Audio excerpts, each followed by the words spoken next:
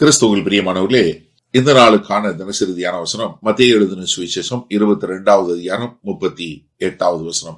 மத்தேயு 22:38, மேத்யூ 22:38. இது முதலாம் பிரதான கற்பனை. அதாவது கர்த்தருடைய ஞானம் அளவிட முடியாதுங்க. இந்த வேத வசனம் வாசிக்க நமக்கு வரக்கூடிய ஒரு ஆனந்தம் இருக்கு பாருங்க. இத மாதிரி ஒரு ருசிச்சு நம்மளால சாப்பிட முடியுமானா தெரியல. அவ்வளவு ஒரு அற்புதமான ரொம்ப அழகா ஒரு 4 வார்த்தை தான். ஆனா அதுல இருக்கிற ஒரு ஆழம் பாருங்க. கர்த்தர் மொத்த கற்பனைகளுடைய காரியத்தை ரொம்ப அழகா, அதனுடைய அளவுகோல் என்ன, அது ஒரு ரேங்க்னு சொல்றோம் இல்லையா, அது என்ன, அதனுடைய பலம் என்ன, அதனுடைய பிரையாரிட்டி பிரதானமானது என்ன, அதனுடைய நடுப்பகுதி சென்ட்ராலிட்டி என்று சொல்லக்கூடிய ஒரு காரியத்தை சொல்லிக் கொடுக்கிறார். இது எது?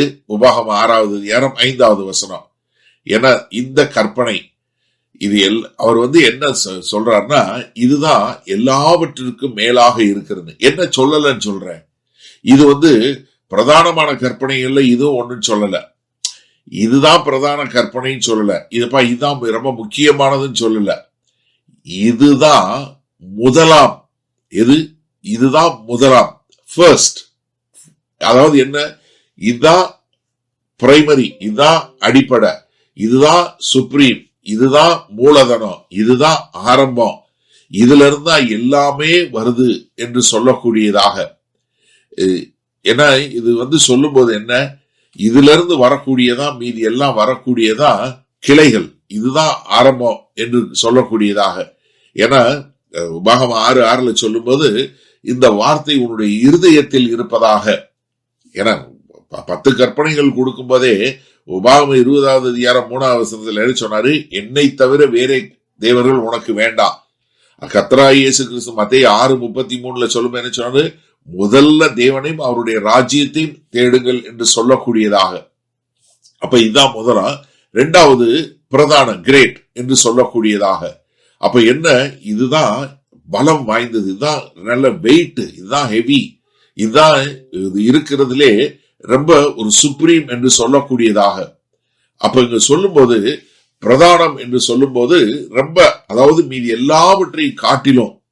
காரணம் என்ன, கர்த்தர் தான், தேவனாகிய கர்த்தர் தான் எல்லாவற்றிற்கும் மேலாக. அன்புதான் எல்லாவற்றிற்கும் மேலான நம்ம கொடுக்கக்கூடிய மறுமொழி. அவருக்கென்று அர்ப்பணமாய் வாழக்கூடிய வாழ்க்கை தான் இருக்கிறதுலே ஒரு பிரதானமான ஒரு கடமை. அவரை ஆராதிப்பதுதான் இருக்கிறதுலே நம்ம செய்யக்கூடிய ஒரு பெரிய ஒரு காரியம். அது மாத்திரமல்ல, அவரோட உறவுல இருக்கிறதா. ஏன்னா சங்கீதம் 145 சங்கீதம் 3வது வசனம் என்ன, கர்த்தர் தான் எல்லாவற்றிற்கும் மேலானவர் என்று சொல்லக்கூடியதாக. அப்ப இந்த கற்பனை தான் மீதி எல்லா கற்பனைகளையும் என்ன பண்ணுது, கொண்டு வரக்கூடியதாக இருக்கக்கூடியதாக இருக்கிறது. சரி, இப்ப இந்த வார்த்தையை நம்ம எப்படி எடுத்துக்கொள்வது? அதாவது நம்ம இது நல்லா புரிஞ்சுக்கொள்ளணும். தேவன் மேல அன்பு செலுத்தணும் அப்படிங்கறதா ஒரு மனிதனுக்கு உண்டான கடமைகள்ல ஒரு மிகப்பெரிய கடமை. ஆனா அந்த அன்பு எப்படி, அந்த அன்பு செலுத்துறதுங்கிறது எப்படி அவர் மேல வைத்திருக்கிற ஒரு பாசம் என்று சொல்லக்கூடியதாக. அப்ப இதுலதான் மொத்த பிரமாணங்களும் கட்டப்பட்டு இருக்கிறது. அதனுடைய அஸ்திவாரம் எது? அன்பு செலுத்துவது. அப்போ நீங்க கீழ்ப்படிய முடியும் தேவனுக்கு. எது? அன்பு செலுத்தாமலும் கீழ்ப்படைய முடியும். அது வெறுமையானது. அப்ப கர்த்தர் என்ன எதிர்பார்க்கிறாரு, நம்ம கிட்ட ஒரு முழுமையான ஒரு கீழ்ப்படிதல் எதிர்பார்க்கிறாரு. அப்ப இதுல இருந்து என்ன நமக்கு தெரியுதுன்னா, நம்ம எல்லா செலுத்தக்கூடிய அன்பிற்கும் கர்த்தர் ஒருவர் தான் தகுதியானவர். அப்ப இங்க சொல்லும் போது அன்பு என்பது வேத வசனத்தினுடைய அஸ்திவாரம் என்று சொல்லக்கூடிய ஒரு காரியத்தை சொல்றாரு. ஆனா ஆண்டவருடைய தேவ ஞானம் பாருங்க, எல்லாவற்றிற்கு மேலாய் ஒரு அழகா நேர்த்தியா அவர்கிட்ட எந்த ஒரு காரியமும் சொல்ல முடியாது, அவரை எதிர்த்து பேச முடியாதபடி ஒரு 4 வார்த்தையில தேவனுடைய கற்பனைகள்ல எது பிரதானமான கற்பனை என்று சொல்லக்கூடிய ஒரு முத்த நமக்கு எவ்வளவு அழகா கொடுத்திருக்காரு பாருங்க. அப்ப எனக்கு அருமையானவர்களே, உங்களுடைய வாழ்க்கையில தேவன் பேர்ல அன்பாய் இருக்கிறது உங்களுடைய பிரதானமான ஒரு பிரையாரிட்டியா இருக்குதா? த ஹையஸ்ட் பிரையாரிட்டி உங்க வாழ்க்கையில எதுவா இருக்கிறது? இப்போ நீங்க கர்த்தருக்கு கீழ்ப்படிவது அன்பின் அடிப்படையில் கீழ்ப்படுகிறீங்களா இல்லையாங்கிறத சோதித்து பாருங்க. அப்ப இதுதான் ஒரு மனுஷனுக்கு ரொம்ப ரொம்ப அவசியமான ஒன்று. அது மாத்திரமல்ல, கர்த்தர் நம்முடைய நாம் செலுத்தக்கூடிய எல்லா அன்பிற்கும் அவர் ஒருவரே தகுதியானவர். வல்ல பிதாவே, இது ஒரு அருமையான நல்ல நாளுக்காய் நன்றி. எங்களுக்கு ஒரே பிரமிப்பாய் இருக்கிறது ஆண்டவரே.